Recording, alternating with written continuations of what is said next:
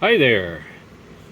I bought an e-bike, and while putting it together, I promptly lost my key.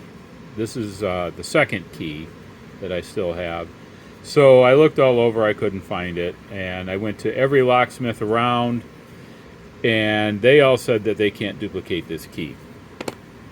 And so I went to the bike manufacturer, and they said, well, yeah, we can order you one. It's going to take over a month to ship it from China. So I said, well, while I'm waiting, let's play around. So I pulled out the old 3D scanner, and I took a scan of it, and this was a complete train wreck. You see where I tried to file it down to fit it into the key slot. In fact, here I filed right through the outer layers. So this was hours wasted, but it did tell me that I need to learn how to use the scanner better. So the next thing I did was I went into Tinkercad and I just printed made myself a blank, and I measured, all the dimensions of the key, and I didn't bother. I just threw this on here as a tab for something to hold it. And I took that to the local hardware store, and the guy started to cut it. He was a good-natured dude, and we got into it, and it started to melt, and he got scared and said no. He didn't want to ruin his machine, and I don't blame him. So I took this home and filed it down and stuck it in there, and it went in after some considerable filing, but it still wouldn't do anything, of course. I mean, there's only 1/4 of the teeth were cut. And I started thinking more and more how I can do this, and I came up with a great idea. So what I did is I took this key and I used a Sharpie, and I blackened all the areas around the teeth. This one's already wearing out. Don't worry about that. So I blackened out all the areas around the teeth, took a photo of it, cropped it down to just this area, and put it in Photoshop. And so from Photoshop, I highlighted all the black areas and erased those.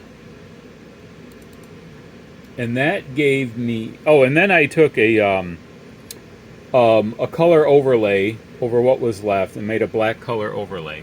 And that gave me this. So now I had the teeth of the key. And from there, I went into Tinkercad, and I took this this key blank that I had, and I measured it up more. Let's see if I can undo some of this stuff so you can see it.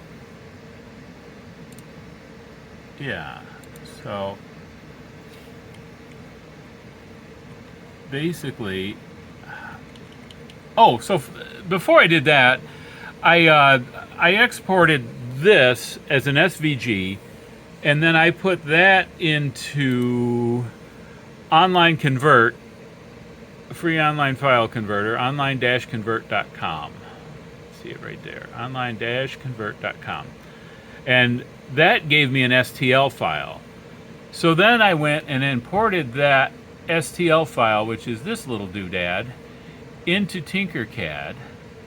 And then what I did was I measured everything up again, and the centerpiece is 0.8 millimeter. The whole thing is 2.4 millimeters. So each one of these, 1, 2, and 3, so you got middle teeth and teeth, they're all 0.8 millimeter.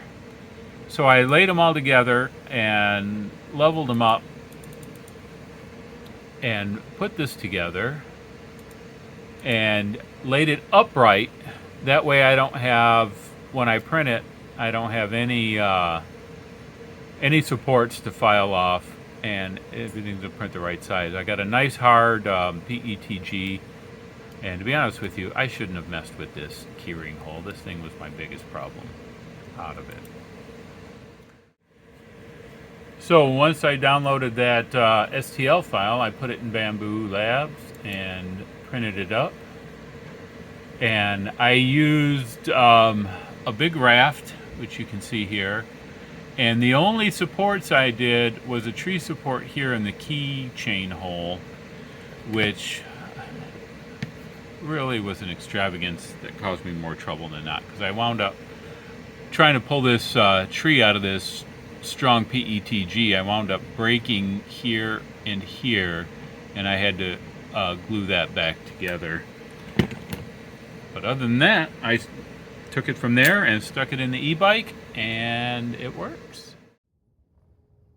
All right, so there's the lock. Here's the original key, and that turns just fine.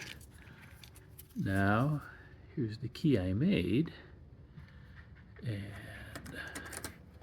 just stick her in there, and it works just fine. Ah!